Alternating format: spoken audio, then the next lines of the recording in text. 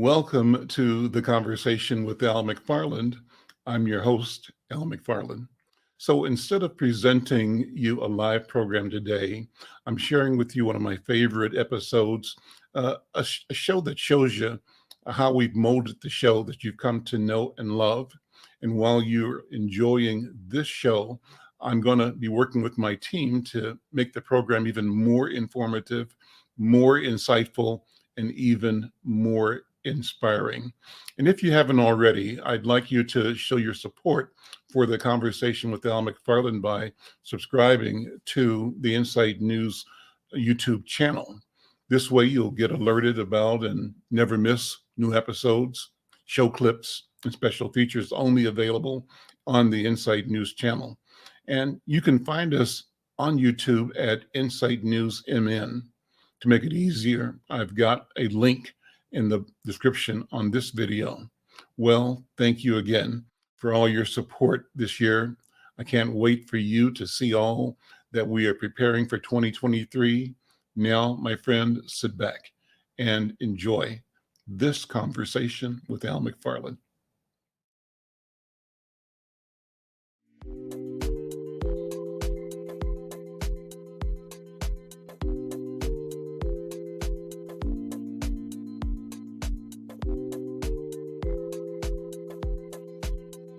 I'm Al McFarland. Welcome to the Monday edition of The Conversation with Al McFarland. Today, we call it Governance at the Neighborhood Level. And the idea is that I get together with friends and partners of mine in building community, particularly my friends and colleagues over at Hawthorne Neighborhood Council.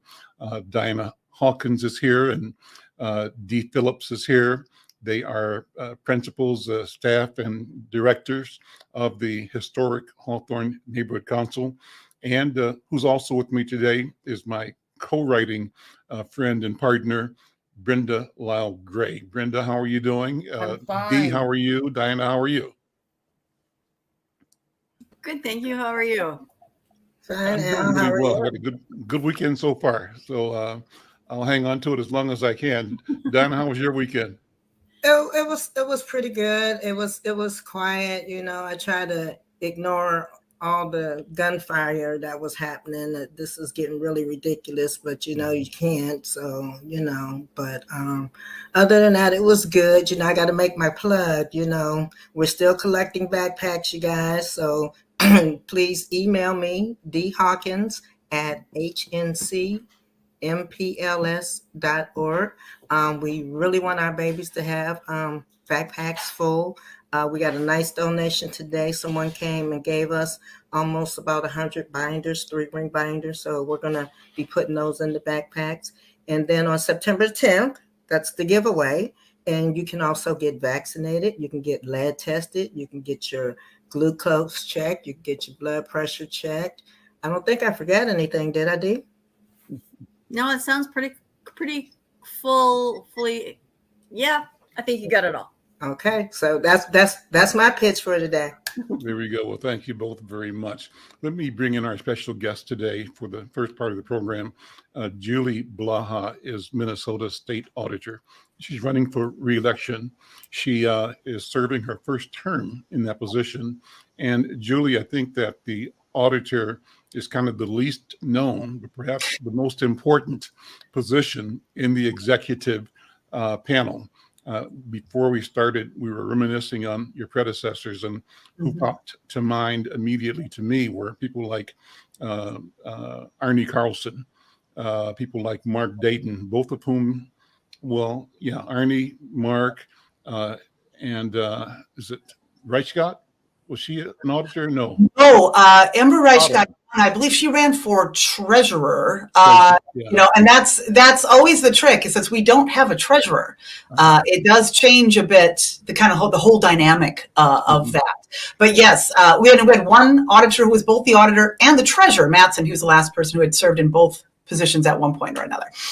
Well, let's start by, first of all, welcoming you and thanking you for your service, your leadership. Take the time to give us Audit 101, Auditor 101. Because I think it's always useful to hear from the practitioner what the scope of the work is. And your nature, the nature of your work You are an independent officer in the state. You're not hired by the governor. You don't report to the governor. You report to the people of Minnesota. I think. Explain that for me. Yeah, go ahead. Right. I cut out just a little bit, but I think I know what you're asking. If you're not sure what your state auditor does, don't feel bad. In Minnesota is different than every other state. Every state is a little different in how they handle the auditor. In Minnesota, I oversee about $60 billion in government spending. Now, most of that is at the local level. We do it in three main ways. We do it with examinations like audits and investigations. We also provide direct support to people in local government, training, tools, things like that. And then we also collect and disseminate data. So our job is to give you analysis. Take all this information, give it back to you so you can make a decision based on facts. So the key things are 60 billion, examinations, support, and analysis. And I think it's one thing what we do is interesting, particularly people like me, but why we do it is what really matters. Ultimately, when you are working with local government, the whole point of oversight is so that we can protect our freedom to make decisions in community. When local government works, that gives us the structure to come together as neighbors. And so the people who are closest to an issue get to be the people who are leading on the solutions. And I think we all know that if it's the people who are most directly involved that have the best ideas. And so if we can keep the trust, if we can reduce waste and abuse, if we can make sure that people are following the rules, you're going to end up with a situation where local people get to make local change. And that's what I'm most excited about in this role. Julie, take a minute to explain your background, why you sought this office. This was your first public office, I believe. Right. Now, I don't think too many little girls grow up, dreaming of being the state auditor. But I'll tell you, the first time I thought about this was in some capacity, when my mom became the first woman to ever serve on a committee in Burns Township. And now Burns Township is up here in northern Anoka County. Mm-hmm. It's now the bustling metropolis of Nowben. But back then, my mom decided we need to get our roads paved. She was sick of the dust. She was sick of all of that. And so she got herself appointed to the Road and Bridge Committee. Mm-hmm. In fact, at that point, we didn't even have any bridges, but we were ready. So she gets herself appointed to that. And then by working together with the financial people there, with her neighbors, our roads got paved and our neighbors' roads got paved. And what I saw, this was as a 12-year-old, I saw that now Mr. Lane could sit on his porch. He was on oxygen and he couldn't sit out before that road was paved. Dust. Too much dust, yeah. Exactly. My friend down the street, she could ride bikes with us again, and who had asthma. And so I started to see that this really, really makes a difference, that local work can do something that affects you every day. And so every time I've been involved in politics in some capacity, I've always gravitated local. I was an educator, taught middle school math. And if you're in the classroom and you want to support your students, you see that everything in your classroom goes through a political process. So the only way to truly support your students fully is to be engaged in that process. Mm-hmm. So I started to understand more about school finance, started working with my union. I became a union president and eventually the treasurer of the Minnesota AFL-CIO, first woman to serve in that role. And there I worked on things like pensions. I also saw how you take a budget and match it to your values. They always say that, if you want to find out what somebody's values are, look at their budget. Yeah. Look at their budget. It tells you everything you need to know. And follow the money. Exactly. And that's the same thing in government too. If we can match our resources, if our resources follow our values, mm-hmm. good things happen. But we need good oversight for that, and we need good support for that. We need good analysis for that. And so that was my role. So, and like so many women who run for office, people said, this really is the kind of job that fits you. And you're into this, you understand pensions, you understand school finance and other levels of finance and local government. And you've been on your local economic development authority. You're really into this. So naturally, I heard all that and said, no way, like most women do. And, they say it takes us, 7 asks before we decide to run for office. And it really did take that for me. But now that I've been doing it, it's just a wonderful opportunity. I get to be with people at the very kind of birth of a good idea. this is where so many of our ideas get their first proving ground, is in local government. Things like, for instance, minimum wage. It's not getting through at the federal level yet, stuck at the state level. Well, you know what? Then we can do it city by city. Look at things like rent control. We do that. We're doing that locally. A lot of our housing solutions are local solutions. And if they get a fair shot in the local level, then we can find out what can be replicated and spread across the state. So it's very important we protect this level, not just for the day-to-day work they do to keep the roads together, keep the schools going, keep the hospitals together, but it's a place where we can build new ideas that solve real problems. So I'd say that, again, all these other roles that you have people on here, they're great, but hey, local's where the action is. I feel like I get the very best job in government right now.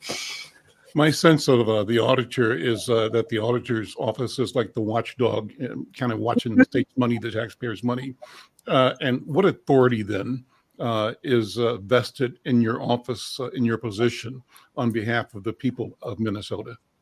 Well, that is, I think, that's the most interesting discussion about what we do. I think a lot of people who run for this job, including my opponents, they run for this role thinking they get to tell people what to do.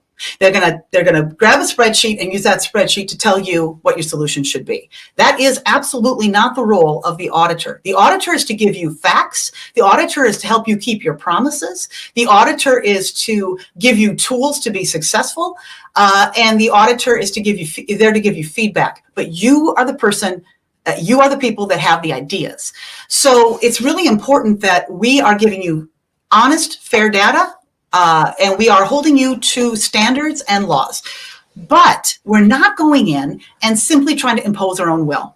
I see that all the time where an auditor, for instance, I have kind of a MAGA Republican opponent, and he looked at Southwest Light Rail, didn't like the decision, and said he should just tell them what to do. You don't get to do that. You can tell them you have a problem and you need to solve it, but you have to trust the people in community to solve it. If you want to be the person who solves it, then you want to be a county commissioner. You want to be a legislator. You want to be a governor. Your job is to, again, shine the light on what is working and what's not working. Now, if you talk about what's not working most of the time, you get a lot of headlines, and we've had to do that. We've had to call people out so people understand problems. But you also have to be just as ready to tell people, say, when things are working. For instance, during COVID, it was one of the first times I can remember that the federal government really looked to local government to help solve an economic crisis. Mm-hmm. More money went to local government levels than had gone there in the past. And as a result, they were able to customize it for their communities.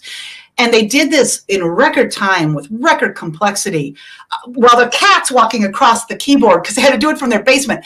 And you know what? Local government kept us out of economic free fall during the pandemic. And they really are owed a debt of gratitude. And we need to find a way to make sure that we are ready to use local government again, even if we're going to respond to global issues. So again, authority is about helping you keep your promises, making sure that what you want happens. And that's it. And you've got to be very careful for auditors who want to go further and impose their own political agenda. You have to protect your office from that. That's a big part of my work. And so how do you help me keep my promise? How do you help business and organizations and agencies keep their promise? And that's what I'm trying to get at. What is the regulatory authority that you operate under and with? So if you are, we have the authority to go in and examine anything we need to examine in the public interest. If there's a public interest for us to go in and examine, we can do that. Our best examinations, I believe, are our audits. Mainly because they're preventative. I think a lot of us, we think of audit, we think of punishment, right? We think of punishment, or we think of it as investigation, right? Mm-hmm. Their best use is preventative, is to get ahead to make sure you've got the processes in order to avoid problems in the first place. So that's I think our first most important work, is to ensure that you are taking the steps to prevent problems in the first place. After that, if we catch a problem, then we can go in and say, you need to do this. There are in some cases where we say, hey, you're not reporting. You no longer have access to certain funds. We turn things over to county attorneys or the attorney general if there needs to be legal action. We also support law enforcement investigating financial crime as well when it comes to local government. So that is our level of authority. But I got the authority matters, but the preventative work, I would say, is even more important. And it doesn't get nearly the attention that I wish it did. You talked about being a teacher and a wonderful story about your mom's experience in organizing to improve the breathability of your community.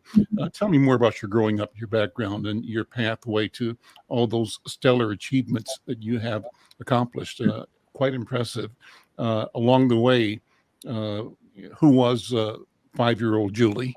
Who was 7-year-old Julie? And, you know, I love the fact that you said that at one level, you know, young girls are not encouraged to dream about, you know, being elected to a state office, and a big one like that in particular. So. Well, I have to say, when I grew up, you know, one of the things I was really lucky is that I had this great family that gave me every opportunity they could give us. We didn't have a lot of money growing up. My dad started his own machine shop, and there were times, you know, those Christmases we had to have that discussion about there may not be presents this year. There were times when we knew that if the shop failed, we'd lose the house. And at 14 years old, I started I was a machine operator, a lathe operator. I was a machinist as a kid. And so that was what we did. You know, family business, you get downstairs. Other kids, when they had a snow day, they were all excited. My first thought was, brass parts. Because the shop was connected to our house. We could just go downstairs, we're making parts, right? And so I have to say, I didn't always appreciate it as a kid. In fact, I prayed for a sexist father every day of my childhood. People come into the shop and say, "Oh my gosh, did you have your girls doing this?" And my sister and I are like, "Yeah, Dad, delicate flowers here. I don't know." And you know, and what I did, but what helped me learn so much was seeing what it's like to put everything you've got into your business, and not just for you, but also for your whole community, and what it's like for those people who take those risks for small businesses. So eventually I had a chance to serve on an economic development authority in my community. And it was because they knew I'd grown up my dad's machine shop in a small business trying to make it. I also remember growing up in a situation where my father, who was a brilliant machinist, one of the best literally in the world. But because he went to trade school, because he was broke, because he had a beard, because we lived out in the sticks, I remember so many conversations he had with engineers who didn't take him seriously. Here's an engineer who's never changed his own oil in his car, but my dad, he can't take serious because my dad didn't go to college. My dad didn't have a lot of money. And I'll tell you, that is something that has served me so well in this role, because so many people who come to local government are not coming from these very traditional, they're not all lawyers with a minor in poli-sci, right? That's not where they're coming from. These are regular people. And when I saw the work that my mom could do on that township board, the work that my dad did for NASA, I could see that I believe that everybody in Minnesota, everybody who has the ability to vote, has the ability to make $1 billion decision. And we can't let anybody tell you otherwise. There's such pressure to make people feel like they can't understand something, or they're not smart enough, or they're not connected enough, or not experienced enough. And we know that biases like that particularly disenfranchise people of color in Minnesota, Indigenous people, women in Minnesota, the LGBTQ community, disability community, everybody we absolutely need involved in the process. So part of my role is also to make sure that we are supporting those brand new local government officials so they know that their good ideas get a fair shot and they actually get to see the light of day, because too often the people that are in local government, their ideas are devalued. So that's a big part of that. My childhood really brings me to that place. Well, that's a wonderful place to come from, I believe. I think I really value and appreciate the critique. I think that what I'm hearing you say is that, in a sense, in a way that's both structural and almost mindless, we all participate in the devaluation of Mhm. each other's capability, of our ability, and then we use a cultural, institutional shorthand to assign limits to what people can do, and the assigners, and we Mhm. participate in that as citizens, are people somehow regarded as more intelligent, more wealthy, more educated, more something, and you are protesting that. You're saying that your experience is that you've seen that if a person can vote, a person can vote on $1 billion decision, and that be a good vote. That's what I hear you saying. Am I getting you right? Absolutely. Oh, absolutely. You know, one of the things when I say that I'm a champion for local control, Mm-hmm. the way I have to fight for it. One example would be fire relief associations handle the pensions of volunteer firefighters in Minnesota. Now, here are people we trust to drag us out of a burning building, but yet there are people that want to take away their decisions about their pension. In Minnesota, they can decide where they invest that as long as the investments are keeping up with the obligations of the pensions, right? Mm-hmm. There are people that were looking at those in retrospect saying, oh, I think I could have done a better job. I have a financial background. I could have done a better job with that. So I want to take away their choice and move it to and just saying that the State Board of Investment should just invest it. They should have no choices in that. And of course, these are firefighters coming back saying, you know what? I know we know what we're doing, and we're looking at this wider. Now, the person who was bringing this up, the legislator that brought it up, he wasn't necessarily wrong in the things he said as much as he was narrow. He wasn't looking at the entire picture because he wasn't on the ground. Firefighters are saying, yes, we have to look at returns, but we also have to look at support. We have a day job, and then we volunteer as a firefighter. So we need somebody who could provide a wider level of support. So we would take a slight dip in return if we can get more support. Now, again, you're going to hear that from somebody on the ground, but people are often looking at these firefighters saying, oh, well, you don't have a college degree. You don't understand money the way I do. You don't have the kind of degree that I have. Therefore, I'm going to tell you what to do to save you. You know, we don't need as many knights in shining armor as we need people who have your back. That's what we really need. And we don't need people. You have to talk to people on the ground. And when we talk about that, I think that's something that binds rural and urban Minnesota too. When they talk about the rural-urban divide, if you ask people, hey, do people let you make decisions in your own community? Everybody's on the same page on that. Again, in greater Minnesota, it's a different discussion than it can be sometimes in Minneapolis or in St. Paul, but it's the same flavor. I mean, it's the same type of discussion. And so I think that if we look at local control as the idea of people in community getting to actually own their own future, that's something that brings people together all across the state. Everything has its ups and downs, pros and cons. Many things are at the same time both good and a double-edged sword. So two things come to mind as you described this to me, Julie. One is that in my experience as an African American, the notion in our country of local control has been a euphemism for white supremacist control in the South, generally, broadly, historically, but also in the emerging diverse communities in northern metropolis areas as well. And in that regard, ethnic or Black or people of color have found themselves often kept at the margin for the sake of the old boys network, the old club, right? And so as demographics shift, things must shift.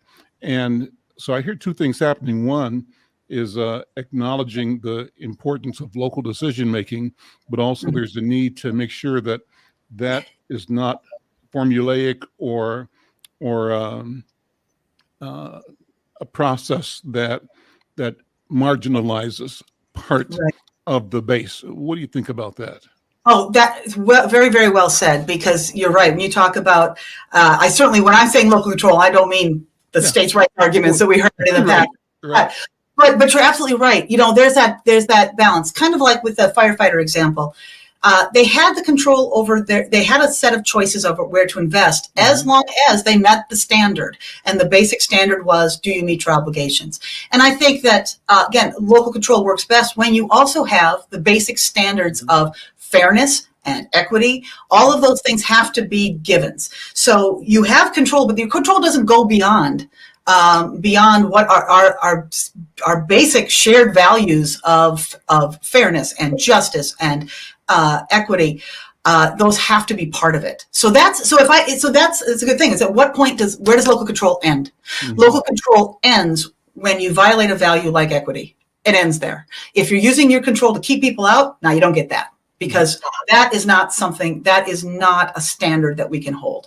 And that's when we look at any issue and people say, can somebody make this decision? Well, here are the standards. Here are the limits. And here are the rights, and we balance all those out. But you're right. You can't have local control without also having standards. And again, that particularly fairness, equity standards are really key in that debate. I think the key, and this conversation is so important, is that we need to talk more and to be with each other more. Diana can remember when we were doing these programs at the beginning, when we were at Lucille's Kitchen in North Minneapolis. And one of the stellar collaborations was one that involved our program, used to be called the Insight KMOJ Public Policy Forum, before it became Conversations with Al McFarlane. But we were in partnership with Minnesota Public Radio, with the Star Tribune, and I think with TPT2.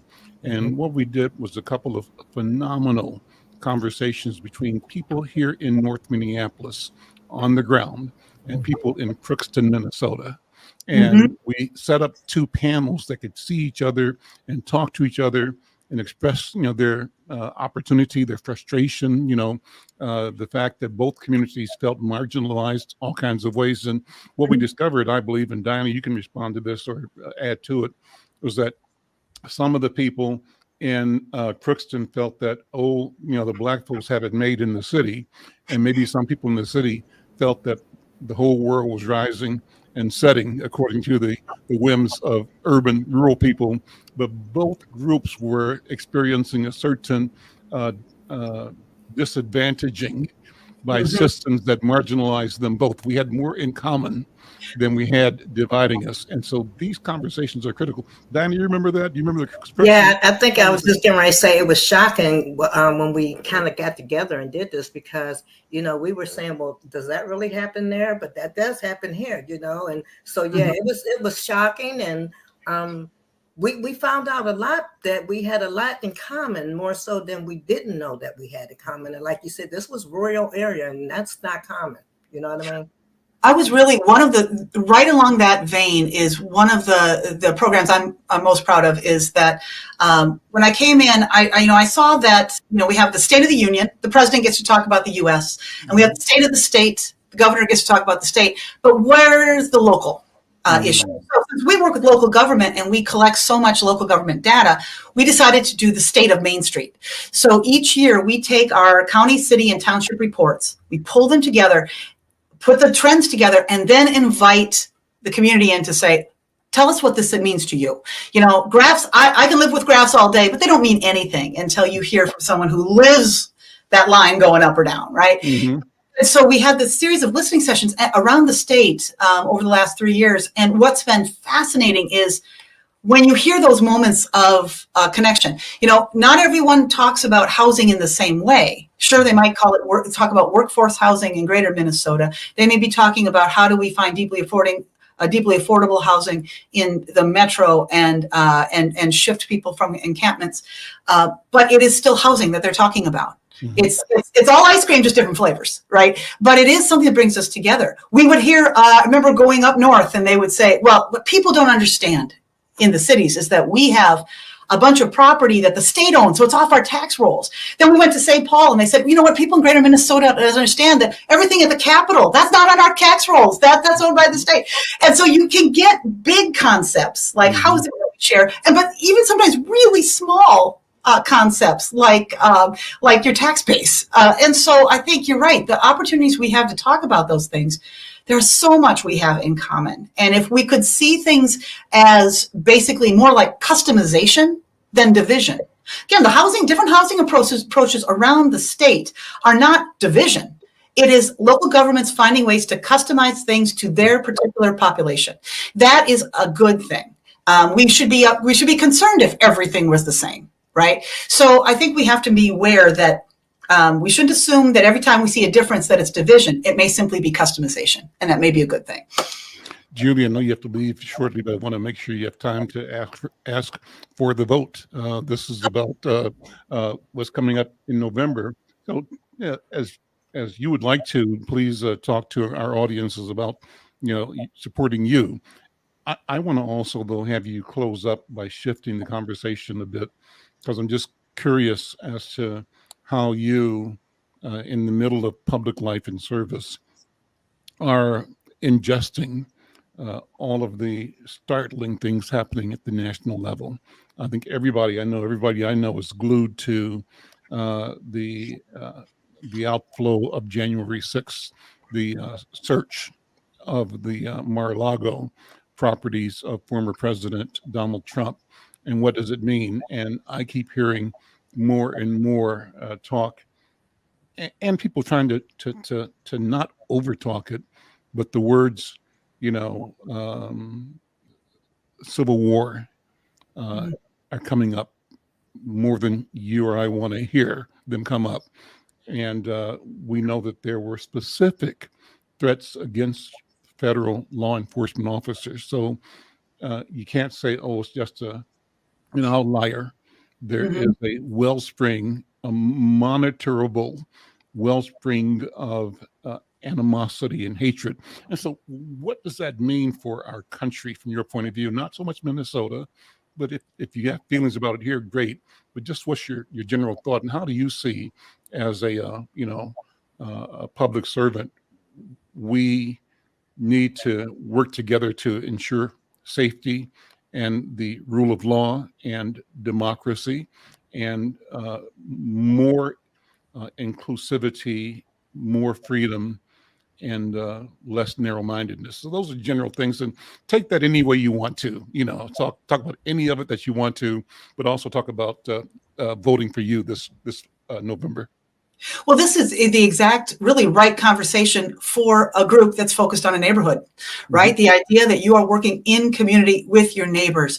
One of the things I would tell people when things get really tough is just saying, you know what, if it's tough for you to look at what's happening at the federal level, if you're frustrated what you're seeing state level, go local. There are wonderful things happening in your community. And if you see them, that is going to restore your hope. So I think the first step is look local. And realize that as tough as this is, and it is tough, and it's real, and it's a concern you should take seriously, but get your hope first. Look at what's happening locally that you can be proud of, that you can be excited about, that you can be connected to. Start there. Then let's talk. You use the phrase "get your hope first." Is that what you said? Get your hope first. Get your hope first. Get your hope first, and then go out. It's like we don't. You put your coat on before you go outside in the winter. Same thing. Get your hope on before you go out into the store. That's a good headline. That's a good headline. I like that. And then as we go out there, look for the people who truly want to build connections, not division. There is a very real difference in this election between people like me who are running and a MAGA Republican. They're very deeply different. And we have to be honest about that. It's not always fun as a Minnesotan to call it out, but I'll tell you, I have an opponent that has a Republican opponent whose focus has been on undermining the institutions, not oversight for the sake of strengthening or building up, but simply as a state, the way to undermine so they can pull the power back to fewer people. You can't, that's not work. It doesn't work. It's not right. And it's also not effective to run a state. So you have to be very clear that, this extremism that you're feeling is real. And, but we absolutely can push back. And you may say to yourself, okay, I'm thinking about that with governor. I'm thinking about that with attorney general. I've got Ellison's back. That's where I'm going to solve it. I'm going to make sure we get Steve Simon back in so we actually can keep our #1 voting status. We all have access to the vote. Tim and Peggy, we need them back to make sure something actually gets done in the through the legislature. All those things are important, but so is your state auditor, because if extremism gets a foothold anywhere, it can take over everywhere. So you have to watch. For instance, my Republican opponent calls himself a Trump election lawyer, and in fact bragged about chasing an election judge around town in 2020. He got in a car chase with a guy simply trying to drop off his ballot box, and he was bragging about this. In fact, he filed a police report on this election judge, illegal, and my opponent still was calling him out for making this mistake. That is not what a state auditor does. The state, you cannot provide oversight without being dedicated to the success of the people or the entities that you are overseeing. And in fact, if you don't do both, you can't do either. You have to be dedicated to their success. So look for people who want to see you be successful. And honestly, when you judge the auditor, it doesn't really even matter what I believe. What matters is that I believe in you. I believe that people in community can make good decisions, and they need the power to do that. And my job is to protect that power and your freedom to make those choices with your neighbors in community.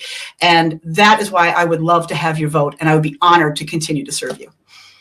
How close was your election last year? Here's an interesting thing. I did get more votes than any other auditor in Minnesota history. But it's important to note that that the person who got the second highest number of votes in Minnesota history was my Republican opponent. Mm-hmm. And though it was a significant win, this year I also have two candidates who are from marijuana parties. I have two different marijuana candidates on the ballot, neither of whom are running a campaign, neither of whom seem to actually be interested in the job. Mm-hmm. And I would say, this is not a time for a single issue.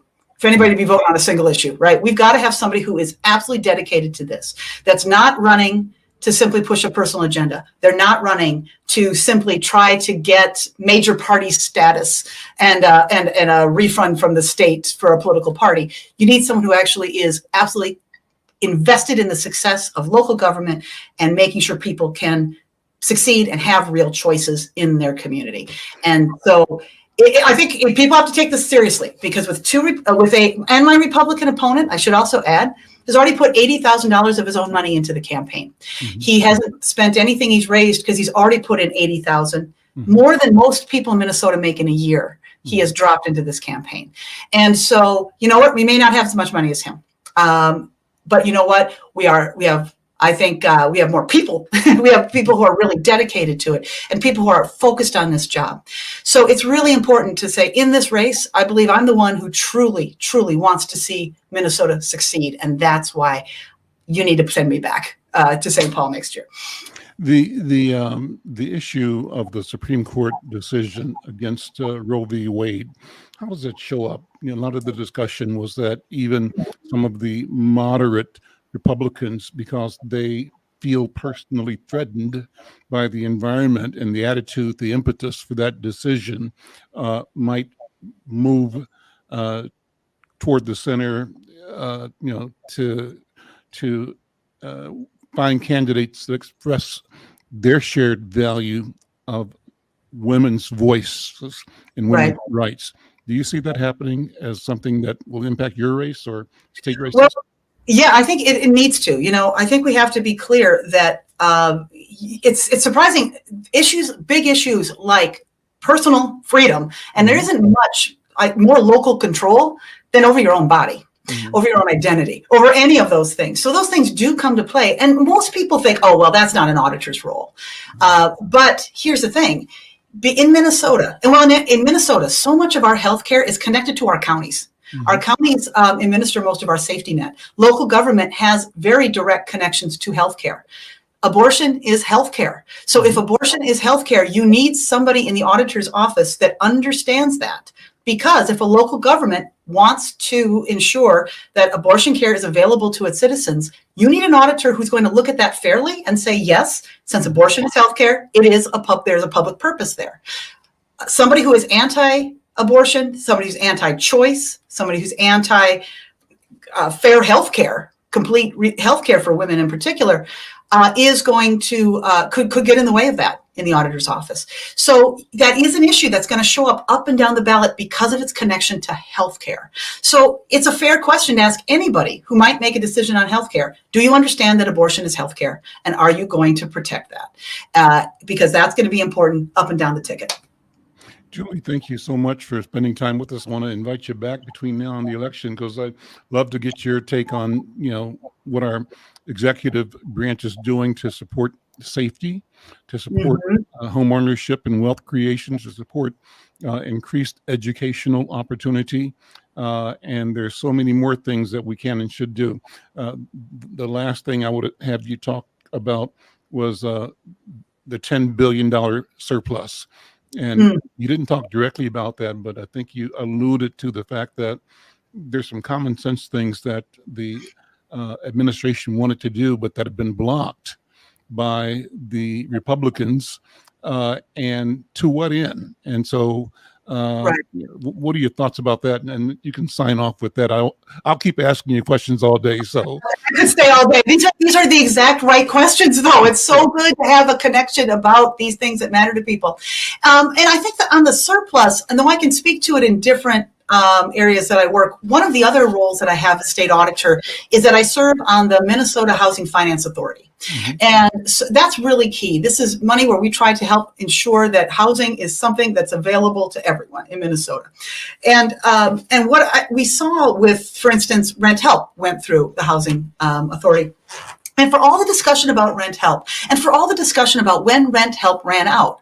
Now, here's the thing. We knew that money was finite. We knew that money was never going to cover everything, and it ran out. And we saw so many, again, some of those MAGA Republicans who were upset with the housing authority for the money running out, when it's like, whoa, you have a surplus here.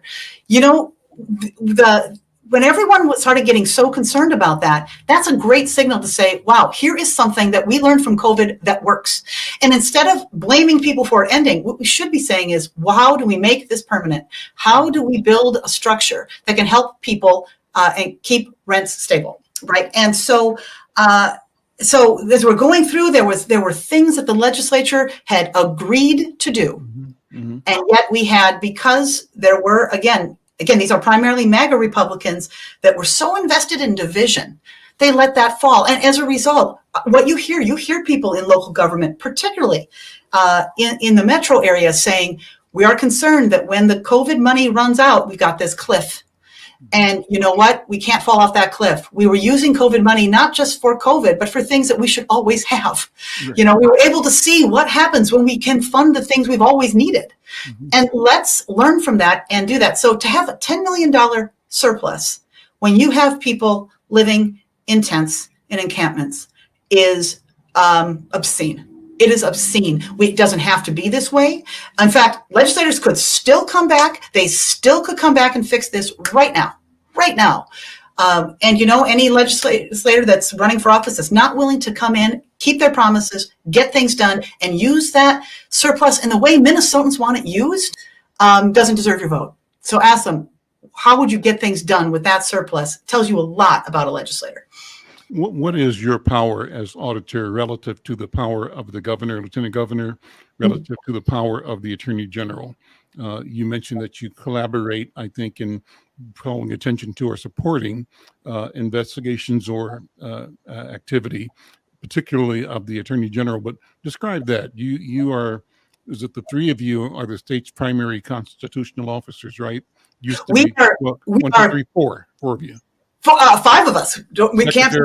Governor, Lieutenant Governor, Governor, Secretary of State, Attorney General, State Auditor. We are your constitutional officers. We're your executive committee and as executive council, excuse me. As executive council, we make a number of decisions together. We are co-equals. Now, I have to say, when I'm hanging out with the governor, it doesn't always feel exactly co-equal, but I'd like to remind Governor Walz about that all the time. He loves that. But mostly I like that when when Lieutenant Governor Flanagan reminds everybody she's a co-equal too. Anyway, so one of the things, during COVID, for instance, any executive order that had to go beyond 5 days needed to be approved by the whole executive council. So when people talk about the actions we had to take during COVID. It was again, the governor, Lieutenant Governor led on that. But then Attorney General, I'll say Steve Keefe and I, how we talk, right? This is a great group to work with. And so our job was then to take our unique lenses to take a look at that. I would look at how the finances line up. Keith looks at the legality. Steve looks at the equity. And so we would all look at it with our own lens to bring that together. So we worked a lot as a team. What I loved the most about working with that group was working with a group that was all about simply getting things done. They believed in science, and they also were willing to be humble and learn from mistakes and change course if needed. That's the kind of executive council that you need in tough times. You need them in good times too. But this is why I want to go back and do this work again and keep doing this work. And I want to go back with this team: Governor Walz, Lieutenant Governor Flanagan, Secretary of State Simon, and Attorney General Ellison, and I, your Auditor Blaha. We are a team. We going back together will be even more effective. Julie, thank you so very, very much. Good luck. Wishing you success in your campaign, your effort to be returned as the state auditor. Diana, Dee, Brenda, before I let her go, any questions, comments, thoughts before we wrap this interview up? I just want to say good luck, my friend. I just want to say good luck, my friend, and it's good seeing you again. Good seeing you. Brenda, you had a question or comment? Yeah, we probably don't have enough time, but I was sitting up here being curious about how the state auditor's office looks at funding for public schools. Again, it's part of the local government oversight section. One of the things that I noticed when I got into this office was that our office hadn't done a school audit in over 20 years. Now, that's what we called it, a petition audit. Now, these audits are getting done. Let's be clear. They're being done by private firms, right? So they are happening. What I wanted to make sure, though, is that we were still staying current with our skills on that. And so one of the things I was able to start building was a school team. Now, with COVID, we had to put our focus on the CARES Act money, the ARPA money, some of the federal money. But our next step then is to take and expand that team. For instance, we were able to do an audit. The community of Robbinsdale asked us to do an audit. So we did an audit on the Robbinsdale schools. And this is one reason why I think it was lucky that as an educator, I was coming into this. Because school finance, as we know, there isn't much more complicated in the world. I would rather try to build a space shuttle than to explain some of the funding structures in school finance. It's really intense. But one of the things that, people were concerned, they said they were concerned about fraud at Robbinsdale Public Schools. And, when you do an audit, audits can be, if they're left to be too complicated, people can read them any way they want. They're kind of a Rorschach test. If you want to be mad, you can say that this is why it's terrible. If you want to be, happy about it, you can say why it's good. You really need an auditor that's going to provide the proper context. I also knew that here we were in a community that had their first African-American superintendent. And it was clear that some of this ask was coming out from a racist place. And we had to just own that and say, here's the thing, we're going to give you the honest truth. And we're going to make sure that nobody can misrepresent our data to say that something is happening that isn't. So not only did we provide the response, we also provided the context to say, this is not fraud. We are not seeing widespread fraud. What the accusations are unfounded. And it was important to come out and say that, because if we'd simply just left it at a bare report, people would have misused that. So it's important to have somebody in there that has a sense of the fact that disparity, that racism, sexism, ableism, all of that can show up anywhere. It's everywhere. So it's everywhere. Yeah. So there's so often I hear people say, oh, you're lucky. It's just the numbers. You don't have to worry about bias. Oh, you really have to worry about bias in the numbers, because it's easy to hide them, because people can say, well, that's just what the numbers say. No, you have to be very thorough. You have to be really vigilant for bias. You have to be very careful in how you explain it. And so with schools, Our roles are generally at this point primarily with the investigations or audits, occasional audits in places where there's some controversy. But ideally, in the next term, I want to continue to expand that so that we're doing more audits in a more regular fashion. And this way, not, right now, if the auditor comes into a school district, you assume there's a problem. That's challenging because you don't want anybody to have a preconceived notion. But if we're doing more regular audits where we're able to provide regular, just ongoing, run-of-the-mill, nothing, just everyday audits, I think that helps us not only understand things better, but also makes people understand our results better. Does audit include systems, or is it just money? When you say audit, are you to be thinking only dollars, or do you think about efficiencies, about processes? There's a couple different kinds of audits that you can do. A lot of people are familiar with our legislative auditor, and the legislative auditor in Minnesota works for the legislature. They're often doing what are called performance audits. They're checking like an idea. The people who made the decision want someone to check to see if their decision worked the way they expected. So they can have some more qualitative, sometimes more subjective audits about the quality of a decision.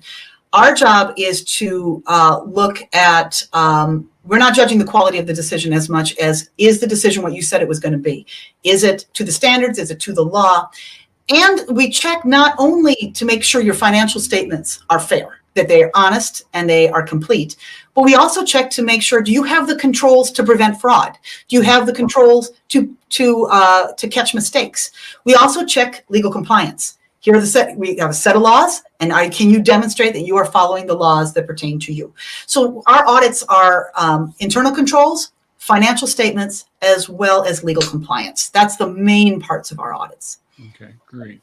This has been a wonderful conversation with you, Julie, State Auditor Julie Blaha. Thank you so much. And let me just remind people, the decision is yours, it's ours, and we have a duty, we have an obligation to show up and to speak up and to make sure that we co-create the kind of community and governance that reflects and supports our interests, our values, and the beauty we expect to continue to move towards and be within. Julie, thank you so much. Oh, thank you. I'd be so honored for your vote, and thank you for running my website. So if anyone has a question, wants me to call them directly, I would love to talk with you. I'd love to hear what you have to say. Awesome. Thank you so much. We'll see you. And we'll get you back before the November election, okay? Terrific. So Diana and Dee, Brenda, what do you think? It was a good conversation. Excellent conversation. I learned a lot just in talking to the auditor.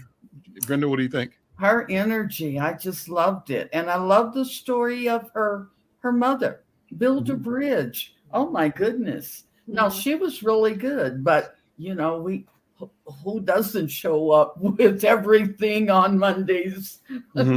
Julie's one of my political caucus sisters. So, when I was doing the caucus, this is how I know all of these people. And now they're running. So it's good to see this. You know what I mean? I think, Dee, you want to say something? No, I was impressed with, like Brenda said, her enthusiasm and her energy. But I think it is a reminder for all of us.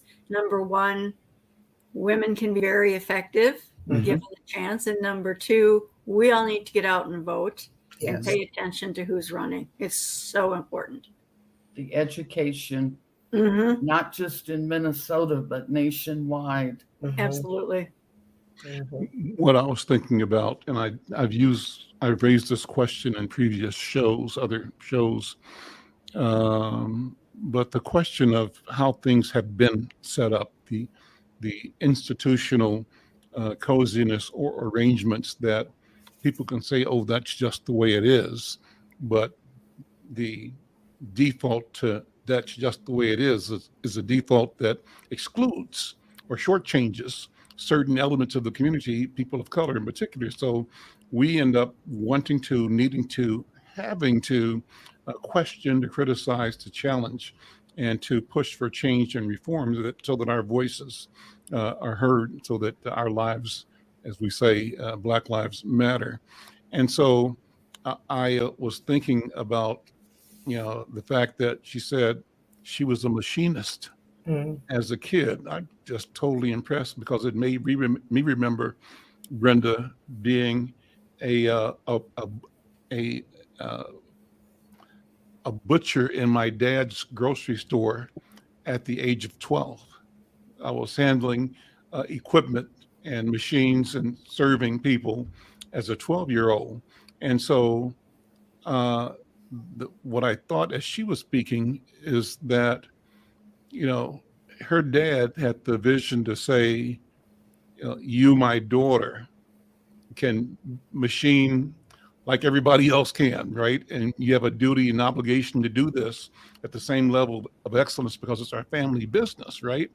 And that kind of thing speaks to the future that we have to have, where each and every one of us is afforded, accorded, expected to develop all of our capabilities, our interests, and that where none of us is sidelined or channeled because a person is a girl or a boy, or Black or Asian or Latino, and where the voice of the it's not a question of the patriarch saying it's my way or the highway. There's got to be a shared ability to collaborate, to create understanding that really values the input of all members of the family, all members of the neighborhood, all members of the community, the society. And I think that's the feeling I got from her. I don't know, how did you see that, Brenda or Diana or Dee? Al, you have to look at the foundation that you had, though. You had an entrepreneur who Black men at that time were not thinking a whole lot about owning businesses and things like that. And then you had a mother who was an activist. Mm-hmm. And so you had this combination that solidified this foundation that the Santa Fe place gave us. Mm. And I also think about Charles Caldwell. Look at what this magnificent artist did with his family. And now we're in the third generation. I don't know how old the grandson is, but I keep thinking about that picture and those paintbrushes and how this is just passed down. And look at all of the talent and the success that your parents gave all of you. Wayne and Micah just blew my mind. There and it's in them. Of course, it's been in you with 40 years of what you succeeded with against all odds. But it was that family. It was that unit. And we had that. So, and Caldwell, that's just, you got a daughter making shoes, designing shoes, and getting all these unbelievable awards. And, that's the beauty of it. My parents didn't have education, but my God, if my father drove in from his third job and came up that driveway and the light in my study was not on, I would hear about it because that foundation came first. And we're losing kids, we're losing teachers. I'm just going to continue to fight. Yeah. And continue to write about it and be grateful for the privilege of doing it.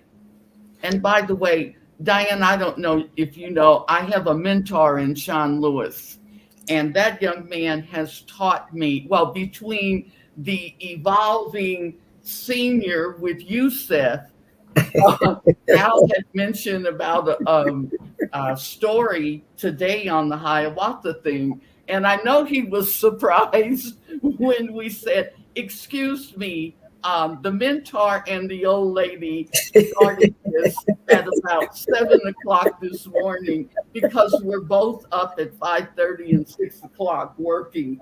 And so it was like, well, I guess I better come up with another subject because they're already on it. But it was so important, you know. That's Sean, though, because sometimes I get my first email at 4:00 from Sean. Oh, So I know. He's I ready. asked him, I said, my boss doesn't sleep, but do you?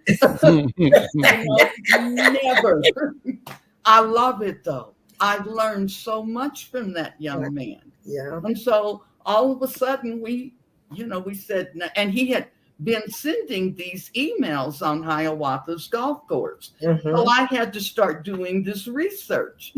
And then at 5:30, 6 o'clock this morning, he sends me this press release. And I said, okay, Al, we'll have it this afternoon. We got it. We're on it. Love you, boss. Diana, what do you think? We got a couple of minutes here. We're actually out of time, but I'll let Dee have the last say. Dee? Well, after listening to Julie, I think the best thing that any of us can do for our kids and our grandkids is to teach them to say why. As you say, Al, this is the way it's always been, is the quote. Then my response and my kids' response and my grandkids' response should be why. Because it doesn't have to be that way. Yeah. I told you, Diana, she very seldom says anything, but when she says it, it's like power. I know. That's why I let her have this last word. Always Thank something, because I never will forget when Dee said, it doesn't happen to my kids. It wouldn't happen to my kids. And I got off the air and I said, oh, if people only knew what it took for a single mother to raise 2 Black kids in all white schools. Yeah. You know, it was a great program. I love Julie's energy. Yes, I'm very impressed. Yeah, very much. Listen, guys, great job. Great to see you again. We'll see you again this time next week for this program, but we're here every day at 1 o'clock. So hopefully you see us tomorrow. We want to get more people who are checking us out on YouTube and Facebook and LinkedIn and Twitter to weigh in as well. So if you are connecting with us in either of those platforms, come on and say your name and say where you're watching from, where you're tuning in from, so we can acknowledge you. We thank you for your interest, your presence. We want you to like and support and subscribe to us any way you can. And we want you to live effective lives in our community, in our country. I'm Al McFarlane. We'll see you next time. Bye-bye.